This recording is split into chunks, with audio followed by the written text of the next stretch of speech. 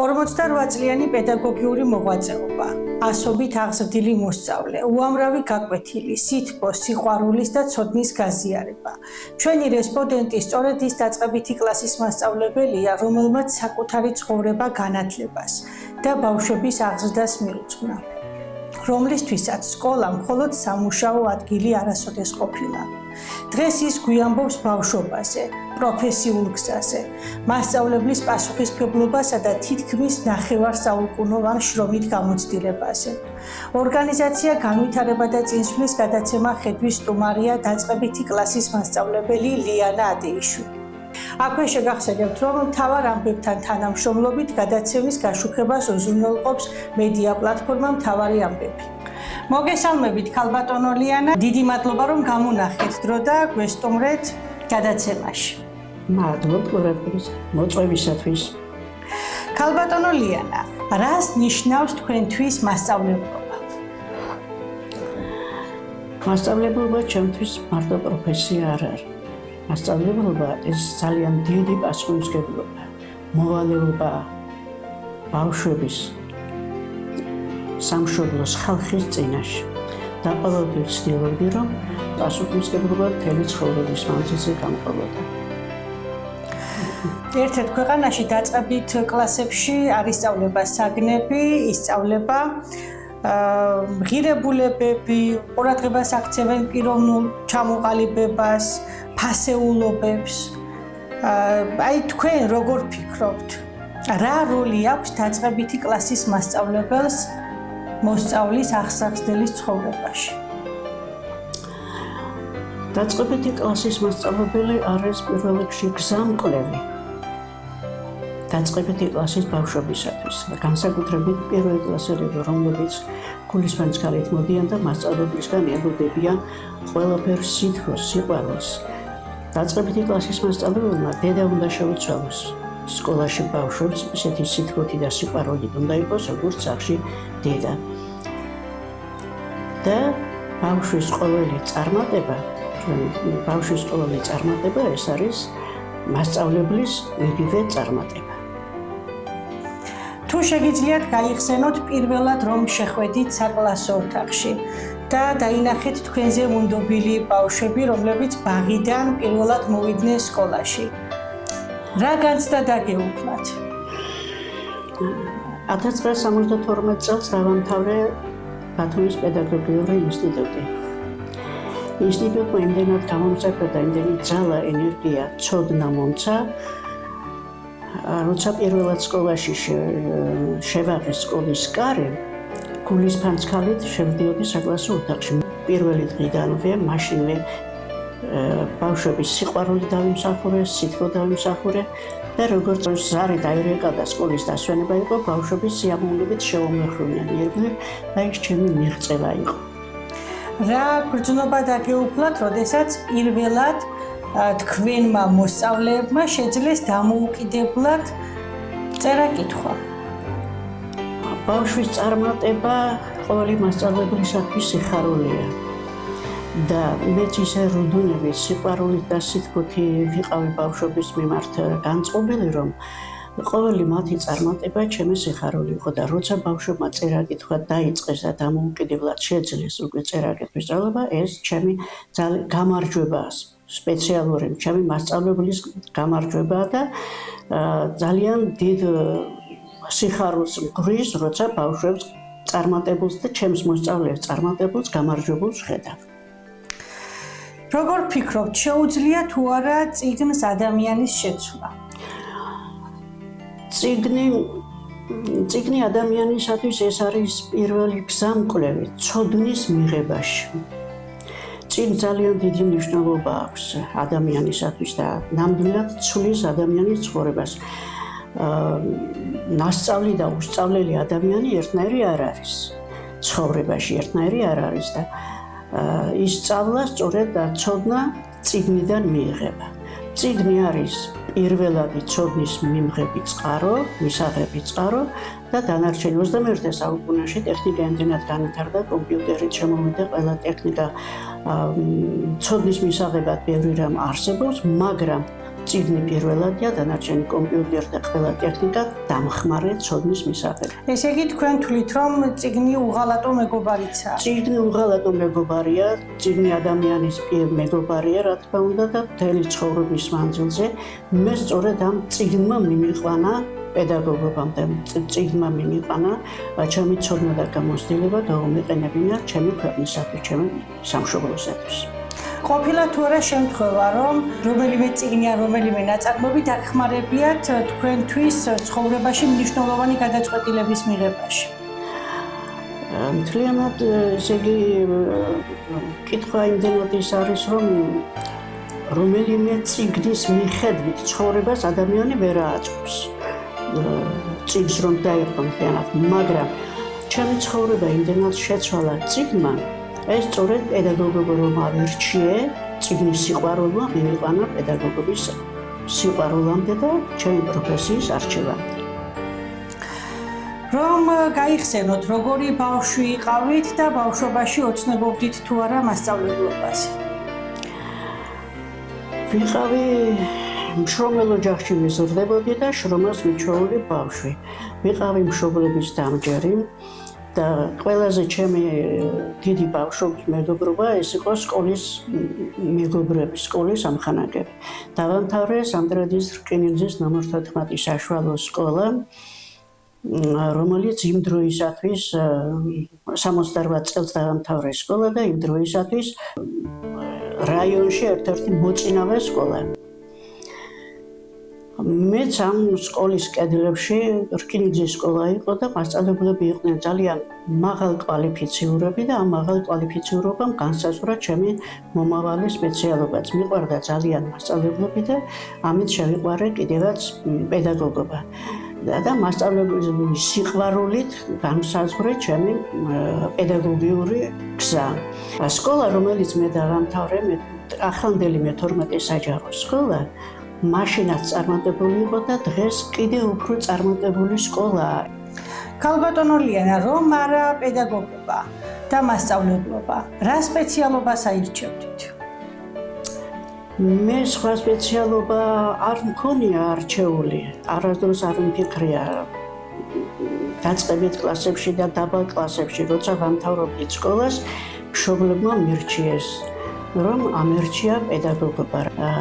ტერიტორიულად ისედაც ცხოვრობდით, სკოლები ახლო-მახლო იყო და ჩემი მასწავლებლების სიყვარულით განსაზღვრე კიდევაც და მშობლების რჩევით ავირჩიე პედაგოგობა. თუ შეგიძლიათ გაიხსენოთ თქვენი პირველი მასწავლებელი და რა შეგიძლიათ გაიხსენოთ? ჩემი პირველი მასწავლებელი ქალბატონი ნინა ცომაია იყო, რომელიც ამჟამად გარდაცვლილია. ქალბატონი ნინა პირველ კლასში როცა შევედი, ისეთი სითბოთი და სიყვარულით მიგვიღო. ყველა მახსოვს, ძალიან კარგად მახსოვს ის პირველი დღე. ხელები რომ მოგხვია, ყველას ერთად გადაგხვია ბავშვებს და შევიყვანა ყველა ერთად კლასში.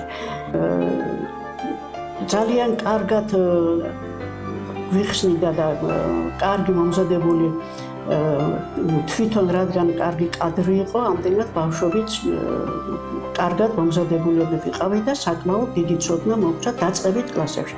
სამწუხაროდ ძალიან გული დამწყდა, როცა მესამე კლასში დააგტოვა ქალბატონმა ნინამ, დააწინაურეს, კიდევ უფრო მეტად დააწინაურეს და გადაიყვანეს, მაშინ არსებობდა რკინიგზის სასწავლებელთა განყოფილება და გადაიყვანეს მეთოდისტად თბილისში.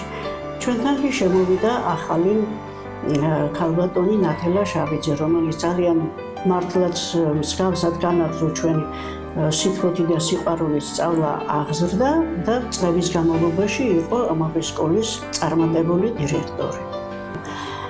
მის შემდეგ, რომ ის მეთოდისტად დააწინაურეს, ეს იყო რკინიგზის სკოლა და თვითონ რკინიგზის განყოფილების მეთოდისტი, წელიწადში ერთხელ რამდენიმე ჩამოდიოდა ჩვენ სკოლაში და ყოველთვის მოგვინახულებდა, სითბოთი და სიყვარულით მოგვიკითხავდა თითოეულ მათგანს და სკოლის სანამ ჩვენ სკოლა დავამთავრეთ, მანამდე ის ჩვენს გვერდით იყო ყოველთვის.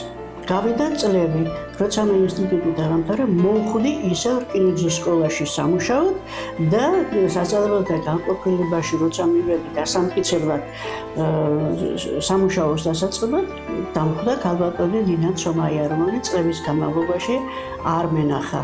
ისე გაუხარდა, ძალიან გაუხარდა, სითბო და სიყვარულით ისე გადამეხვია, გადამკოცნა. შენ ჩემი ყოფილი მოსწავლე ყოფილხარ. აქტიურად ხარ ჩართული პროექტში გავუზიაროთ ერთმანეთს პოეზიისა და პროზის სიყვარული. რა მოგცათ ამ პროექტმა და როგორ ფიქრობთ, რატომ არის აუცილებელი იარსებოს ასეთმა პროექტმა? სანამ ამ კითხვაზე პასუხს გაგცემდეთ, მანამდე განმარტავ, როგორ მოვხვდი ამ პროექტში.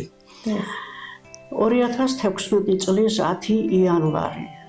ზამთარი, თოვლი, მაგრამ ზამთრის ერთი მზიანი დღე. ვიყავი სამტრედიის ბაზარში სათვალის გასაკეთებლად წასული და ველოდებოდი ხელოსანს და მის სახელოსნოს წინ მივეყრდენი დახლს. და უეცრად გავარდა რაღაცას ასწავლად და ისე მეგონა რომ შევკივლე უეცრად ვაიმე მეთქი ვიყვირო და ყურებზე ხელი მივიჭირე და ასე მეგონა შენობა დაინგრა, რა მოხდა არ ვიცოდი. თვალები რომ გავახილე, ხედავ რომ ჩემი თავი გარბის როგორც ქარხანა ისე გუგუნებს, მიშველეთ, ყურები დამეფსო მეთქი. ყურები დამეფსო და მოვიჭირე ამ ყურებზე ხელები და ყვირი ვარ. და იქვე ქალი იჯდა ვიღაცა, მოდი ქალბატონო აგერ დაჯექი, იმას კამზე დამაჭინა, იმას წყალი მომარტა, რაღაცა ეკეთ და ვხედავ რომ სმენა აღარა მაქვს. ეს ალბათ პიროტექნიკა იყო, რაც გაისროლეს. მე რომ თვალები რომ გავახილე და სული მოვიდგო, ხედავ რომ დახლის ქვემოდან ამოდის კვამლი. მივხვდი რომ ვიღაცა დაუდევარმა პიროვნებამ პიროტექნიკა ისროლა გააკეთო და როგორც ჩანს საკმაოდ დიდი იყო, იმიტომ რომ ეს დახლი, რომელზეც მე ვიყავი, ხის დახლი იყო და რომელზეც ვიყავი, მობილი აძაგძაგდა, უცბად აძაგძაგდა. და მივხვდი რომ ესე იგი პიროტექნიკამ იმოქმედა ჩემზე და მარჯვენა მხრიდან ყურში ისე დამეტაკა, რომ სვენა დამეკარგა. ხელოსანი გამოვარდა და იყვირა დერეფანში, რომ რა შვებით ხალხო, თქვენ ერთობით და ხალი შეხედეთ რა დღეშია. და მეორე დღიდან მე დავიწყე ყურის ეკიმთან ისვა.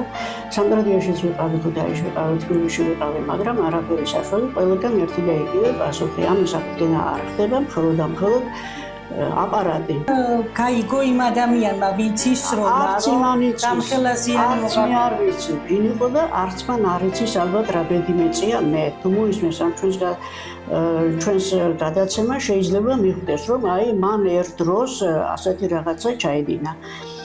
და ამ სვენა დაქვეითებულობის გამო გავიდა 3 წელი და 2019 წელს ნახლებამ გამოაცხადა გამოცდა ჩაუბარებელი მასწავლებლებისათვის ვინც ალბათ კომპენსაცია გარკვეული თანხის სანაცვლოდ და რადგან სვენა დაქვეითებული ვიყავი და მიჭირდა ბავშვებთან ურთიერთობა, ამიტომ სკოლა დავტოვე, მაგრამ ძალიან განვიცადე, რომ 1 სექტემბერი მოვიდა და ბავშვები მას ჭიშკართან ჩაიარენ და სკოლაში წავიდა ყველა, მე მასწავლებელი სახლში ვიჯექე. ერთ დღეს საუბარში ქალბატონ ნათელაგელიიშვილმა ახსენა, რომ არის ასეთი პროექტი. ჩავები და მისმა ხელმძღვანელმა ჟუკიანა ფოლხაძემ სიხარული და სიამოვნებით მიმიწვია თავის პროექტში და მის შემდეგ ვარ ამ პროექტის წევრი. მიხარია რომ ამ მწერლებთან და პოეტებთან ერთად მეც თანამშრომლობ. ქალბატონო ლიანა, 48 წელი იყავით პედაგოგი. რა შეგიძლიათ გაიხსენოთ ამ თქვენი 48 წლიანი მოღვაწეობიდან და თან ისიც მითხარით, რა განცდა გეუფლებათ, როდესაც თქვენი მოსწავლეები გხვდებათ და თავიანთ წარმატებებზე რომ გესაუბრებიან? ძალიან სიამოვნებაა, სასიხარულოა, სასიამოვნოა ჩემთვის ყოველი ბავშვის წარმატების მიღწევა. 48 წლის განმავლობაში გავიხსენებ ძალიან ბევრი ღონისძიება, ძალიან ბევრი თითოეული დღესასწაული სკოლებში რაც არსებობდა ყოველთვის ვატარებდი და ბავშვობისათვის სასიამოვნო და სასიხარულო იყო. მე მაქვს მოტანილი ბუკლეტი, რომელიც გამოცემულია რომელიც წელსაა გამოცემული წელი არ აწერია, მიწვეული ვიყავი ერთ აი ამ საზეიმოს დონეზე. ბობებაშვილი ყოველთვის იბრძოდა ენის სიწმინდისათვის, ყოველთვის იბრძოდა ქართული ენის სიწმინდისათვის და ამ ბუკლეტში, რომელიც სამტრედიის მიერ არის გაცემული, ასეთი რაღაცა წერია და წავიკითხავ ახლა რას უთხოვს სხვა ქვეყნები და ჩვენს ქვეყანაში როგორ ხდება ეს ენის სიწმინდეზე ზრუნვა. თვით დიდი ერები სათუთად უფრთხილდებიან მშობლიურ ენას. 94 წელს საფრანგეთში მიღებული კანონით იკრძალება ისეთი სიტყვების ხმარება, რომელთა შესატყვისი არის დედაენაში. კანონის დამხვრევს $5,000 ოდენობით ჯარიმა ემუქრება. გერმანიაში კანონი ითხოვს 50 მარკით დაჯარიდნენ ის მოქალაქეები და 5,000 მარკით ის ორგანიზაციები, რომლებიც არ უფრთხილდებიან ეროვნულ სიამაყეს და უცხო სიტყვები დაბინძურებენ მშობლიურ ენას. ესპანეთის სამეფო აკადემიის ლინგვისტთა სემინარზე განიხილეს ესპანური ენის საკითხები. დაასკვნეს, როცა ესპანურ ენას ემუქრება საშიშროება, მასობრივი ინფორმაციისა და ტელეგადაცემების მეშვეობით ენაში შემოდის ინგლისური და ამერიკული სიტყვები. ენის სიწმინდეს ასევე საფრთხეს უქმნის რეკლამები, ეტიკეტები, განცხადებები იმ ენაზე, რომელიც ადგილობრივ მოსახლეობას არ ესმის.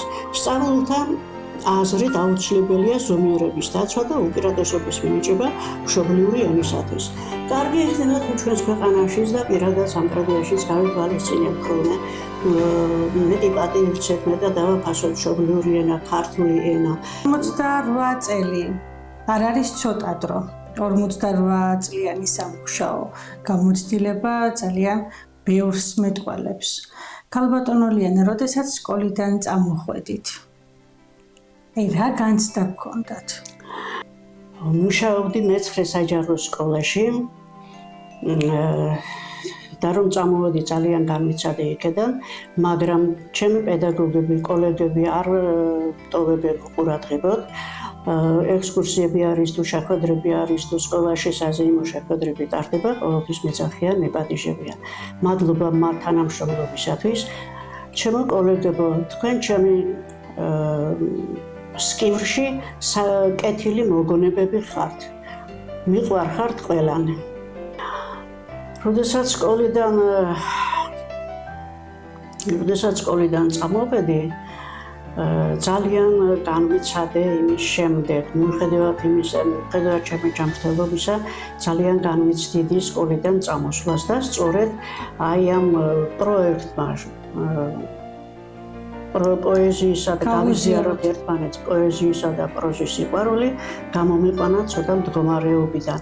მე დღეს ამ პროექტის წევრი ვარ, მადლობელი ვარ პროექტის ხელმძღვანელისა, ჟუკიანა ფოფხაძისა, რომელმაც პროექტში აქტიურად ჩამრთო და ვღებულობ მონაწილეობას ამ პროექტში. აქტუალური პროექტია და მივესალმები ყოველ ამ მათ შეხვედრას.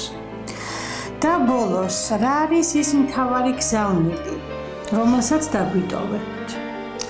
ლია ჭავჭავაძემ დაგვიტოვა სლოგანი „ენა მამული საწმინდმა“. პატრიარქმა დაგვიტოვა სლოგანი „ენა სამშობლო ადამიანი“. ვიყავით ამ სიტყვების ერთგულნი და შეეცადეთ, რომ საქართველოს ერთგული უერთგულეთ საქართველოს და ვეცადოთ, რომ საქართველოს გაბრწყინდეს, გაბრწყინებულ საქართველოში იცხოვროს მომავალმა თაობა. კიდევ ერთხელ დიდი მადლობა, რომ დაგვითმეთ დრო და გვესტუმრეთ გადაცემაში. მადლობთ ყურადღებისათვის. შეგახსენებთ, რომ გადაცემის სტუმარი გახლდათ დაწყებითი კლასების პედაგოგი ლიანა ატეიშვილი. აქვე მოგახსენებთ, რომ ორგანიზაცია განვითარება და წინსვლა და მედია პლატფორმა მთავარმა ამბებმა დაიწყეს თანამშრომლობა. ჩვენი გადაცემის საინფორმაციო მხარდამჭერია მედია პლატფორმა მთავარი ამბები.